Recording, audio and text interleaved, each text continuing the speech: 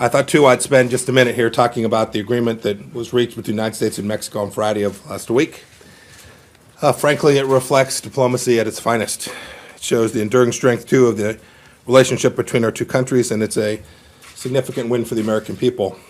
The deal continues the Trump administration's commitment, the strongest by any administration in history, to confront the tide of illegal immigration and many other problems along our southern border, including the drug trafficking issues that transit there. The president is doing precisely what he said he would do. We agreed to a number of things, including the placement of 6,000 Mexican National Guard along the Mexican southern border. It's the biggest effort to date that the Mexicans made, and something that we pressed for with them throughout the time of the negotiations. We'll work closely with them to make sure that that is a successful effort. Those crossing the U.S. southern border to seek asylum will be rapidly returned to Mexico, where they may await their adjudication of their asylum claims.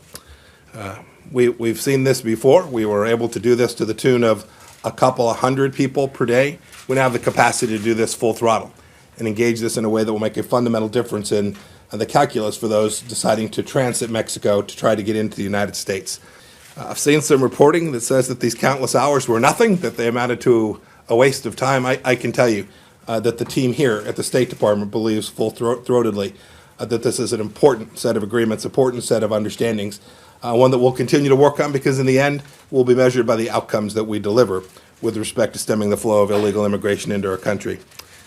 The scale, the effort, the commitment here is very different from what we were able to achieve back in December, and frankly wouldn't have happened.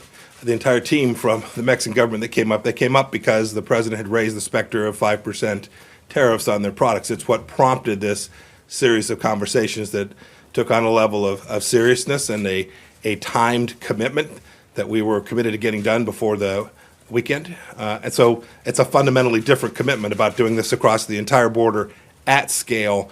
You see the numbers in the several thousand per day. Those are the folks that will now be subject to the migrant protocols and will be, when appropriately adjudicated, returned to Mexico to await their asylum hearings inside of Mexico.